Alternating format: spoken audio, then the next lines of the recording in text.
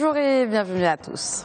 L'indice mensuel de production industrielle publié par le Haut Commissariat au Plan ressort en repli pour le mois de février dernier en comparaison avec le mois de janvier, moins 0,2%. Cette évolution est le résultat d'un net repli relevé sur le segment à raffinage, recul moins prononcé mais recul tout de même de la production de papier ou encore de celle de l'habillement. Côté prix, le HCP relève une légère baisse sur les industries extractives.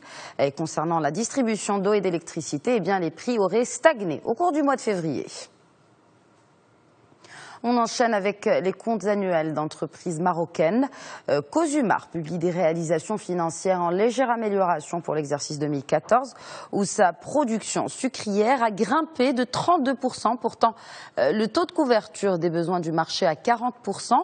Du coup, le chiffre d'affaires du groupe progresse d'1%. À l'inverse, les revenus de Cosumar accusent un repli de 4,5%, bien dans le sillage de la baisse des volumes des ventes de produits finis. Par ailleurs, le bénéfice net du groupe s'est bonifié de près de 2%.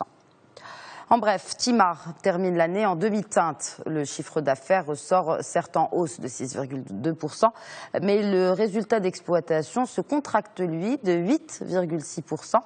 En parallèle, le résultat financier de Timar allège son déficit à 10,8 millions de dirhams. Dans la foulée d'annonce de résultats annuels, les CENI terminent l'année 2014 dans le rouge. Le chiffre d'affaires a plongé de 18%. Le résultat net part du groupe chute de 42% et le résultat d'exploitation passe de 4,5 milliards de dirhams à 1,9 milliard. Dans son communiqué, CENI a précisé la nature de ses activités, rappelant que c'est un fonds d'investissement à long terme, prenant des participations dans des projets innovants aussi bien au Maroc qu'en Afrique subsaharienne.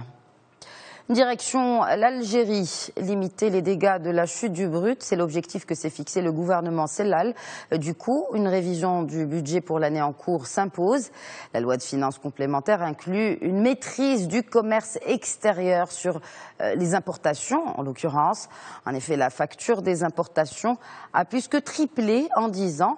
Et avec la récente baisse des prix du pétrole, activité qui rapporte plus de 95% des recettes de l'Algérie, le gouvernement se retrouve contraint à puiser dans ses réserves de change et ainsi le déficit budgétaire devrait atteindre 22% du PIB. Et en parlant déficit et sans grande surprise, les négociations sont rudes entre la Grèce et ses créanciers réunis à Bruxelles tout au long du week-end dernier. Les chances d'un accord sont quasi nulles et pour cause.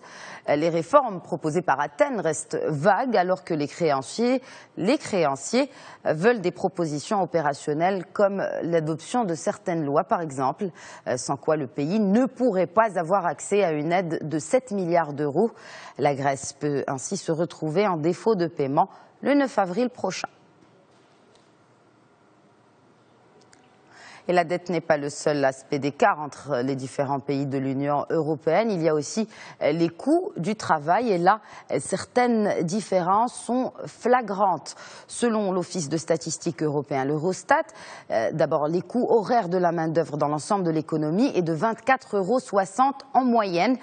En Bulgarie, les travailleurs sont payés beaucoup moins cher que ça, soit noté 3,80 € seulement. En Roumanie, c'est à peine 4,60 €, alors que les plus élevés ont été pratiqués par exemple au Danemark avec plus de 40 € l'heure, ou encore en Belgique où le coût horaire de la main-d'œuvre est de 39 €. Gros contrat pour l'équipementier français Alcatel-Lucent en Chine. Il a été retenu pour développer le très haut débit et la 4G pour China Telecom. Outre le français, la Chine a également retenu 6 fournisseurs, dont 3 étrangers, Nokia et Ericsson par exemple, et 3 chinois.